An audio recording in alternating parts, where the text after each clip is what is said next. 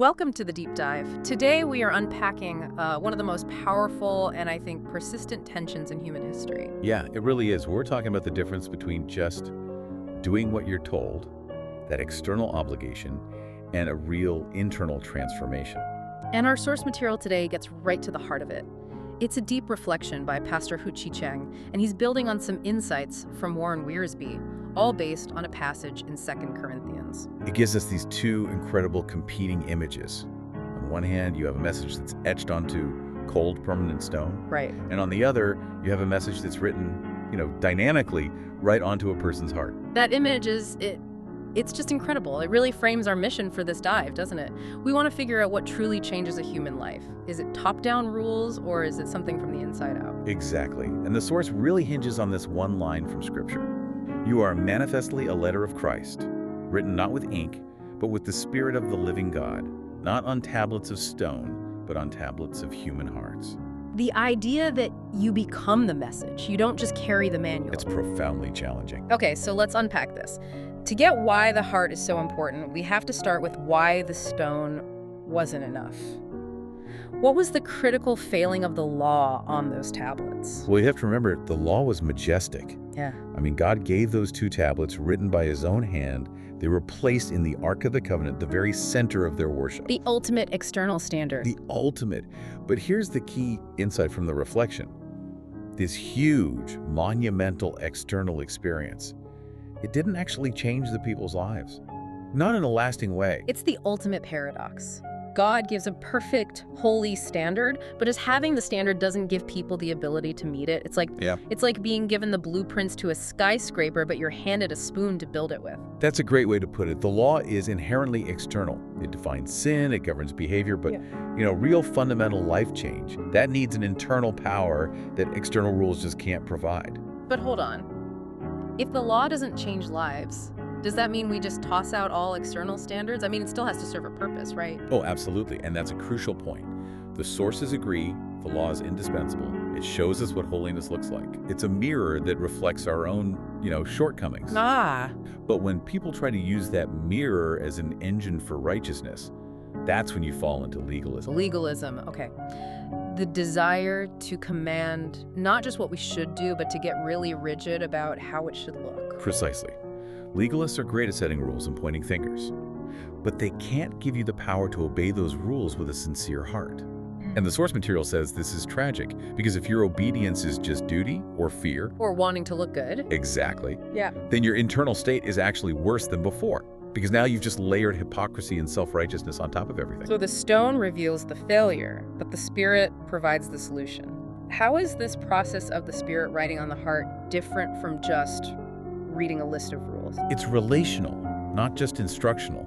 The grace that comes through the Spirit writes God's word directly onto the heart. It's like an internal installation of truth that changes your motivation. So you go from saying, I have to follow this rule because I'm afraid of punishment, to I want to live this way because my heart has been changed. And that's the switch. That's what turns a mere rule follower into what the text calls a living letter of Christ. You're no longer just carrying instructions. You become a walking, breathing demonstration of what transformation looks like. It's the ultimate measure of authenticity then. Not how much you know, but how much you've been changed. The visible fruit of a changed life, yes. Okay, speaking of visible fruit, let's look at the case study the sources used to prove this works. The believers in Corinth. Yeah, it's maybe the most dramatic evidence you could find. When the Apostle Paul got to Corinth, the city was, it was cosmopolitan and wealthy, but it was a moral mess. The sources don't pull any punches. They describe the inhabitants as some of the wickedest sinners of the day. And all you have to do is read that reference in 1 Corinthians 6. Paul lists every kind of destructive behavior thieves, the greedy, the sexually immoral. And then he drops that bombshell, and such were some of you, but you were washed, you were sanctified. I mean, that's definitive proof. The change was tangible. The move from complete moral chaos to being part of a faith community, Right. It was more meaningful than anything the rival groups could offer. Right, the rivals, let's talk about them. Because the source notes this tragic irony. Even though Paul brought this life-changing message, the Corinthians started following these boastful teachers instead. And we should probably define what we mean.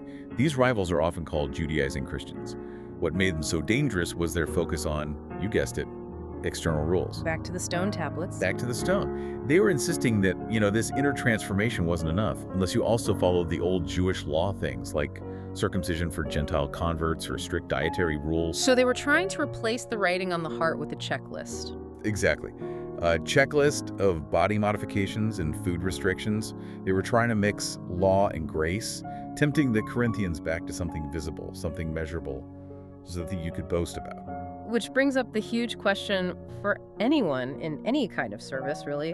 What are the true metrics of success? We have to resist that temptation for external validation.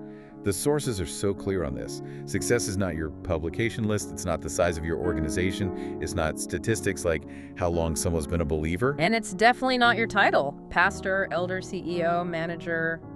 Those are just functions. They're not indicators of transformation, no. So if you strip all of that away, the true measure becomes just one thing. Did the service, did the act of grace actually change a life? That is the only metric that lasts. And here's the paradox. Yeah. Because true spiritual service is done through God's Spirit, the results belong to God, not to us. Which means you can't boast about it. You can't. Legalists boast because they use human metrics. A servant of the Spirit knows the real result is this unseen work of transformation. That is a critical distinction, and it brings us right into our world, into the 21st century. If the law was the stone tablet and Paul's era was ink and parchment, we are in a completely digitized world. How does this tension play out today? The sources suggest we've moved past print and face-to-face into this realm of symbols, data, and just instant communication. We used to write a letter or make a phone call. Now it's all mediated through instant messages, like with Line, which the source mentions, or WhatsApp or whatever. And that speed, it creates an illusion. Because we can manage data instantly, because we can quantify success with algorithms, our new stone tablets, we trick ourselves into thinking we have total control.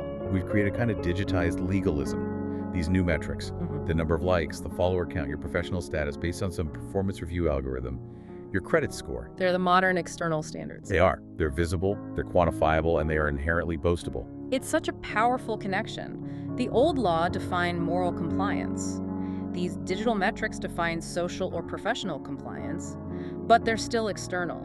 They still give you no internal power. And that's where the reminder from the sources really hits home. All these external shifts, from a physical meeting to a video call, from a letter to a text, they change our lifestyle and our conditions, but they cannot grasp or control real life. Why not? Because real life, as the reflection says, has warmth and spirituality.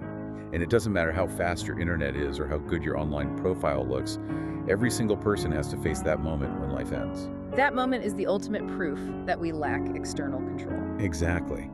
So faith isn't a lifestyle hack to optimize your reputation. Faith is about changing your real life by returning you to God's intended image. It forces you to see the limits of your own mastery. And this leads right into that concept from the theologian Paul Tillich, the ultimate concern. Right. Tillich argued that everyone puts their ultimate meaning somewhere. For a lot of people, that's wealth, fame, power, things you can measure. These become the things they worship, the things that promise them some kind of control. So if your ultimate concern is defined by external success, you're still living under the law of the stone tablet. It's just been digitized. Precisely. For Christians, the final destination is reunion with God. And that assurance of faith, that internal worth, you can't substitute it with material things. You can't trade your spiritual warmth for a perfect travel itinerary or the highest corporate rank. We think we're masters of the universe, building algorithms to control everything, and yet the source reminds us we can't even control the temperature. We can't control the weather. If we can't control the natural world, how can we possibly boast that we are the masters of our own lives, let alone our own ultimate destination? The arrogance is timeless. Absolutely. Okay, so let's bring these themes together now. Focus on the application for you, listening right now. We've covered a lot of ground. I think it boils down to 3 core takeaways. First, external rules, whether they're ancient laws or modern metrics, provide absolutely no power for genuine internal change. They're a guide, but they are a useless engine. Second, the true measure of a life is transformation, a real heartfelt shift. It's not about counting statistics or collecting titles. The evidence is the changed life. That's it. And third, genuine change requires a radical kind of humility. It's about recognizing our limits and shifting our focus to that internal writing of truth. For Christians, that's Jesus as the way, the truth, and the life. So this whole deep dive, it's asking you to step back and just examine your own internal world. Yeah. If you are Christ's living letter, what message is actually being written on your heart right now? Is it anxiety from all the external pressures, or is it peace from an internal transformation? And ask yourself this. Can you think of any external rules, maybe religious things you feel you have to do or social metrics you feel you have to chase, that you obey just out of obligation, not out of sincere gratitude or joy? The most challenging part is changing how you measure things. How will you measure your own success or service from now on? Is it about the visibility of your effort or the quiet, profound depth of the transformation you're pursuing? It's all about making sure that the matters of the heart, that spiritual warmth, that they become the most important thing in your life, no matter how demanding everything else gets. Just think about where we started.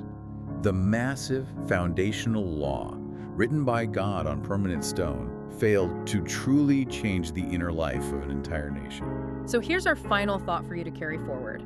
If the most substantial external standard ever created couldn't define and transform internal worth, what modern fleeting metrics, the likes, the reputation scores, the job titles, are you relying on to define your identity today? And why would you ever expect them to succeed where the stone tablets failed thousands of years ago? That's the tension worth exploring this week. Thank you for joining us on The Deep Dive.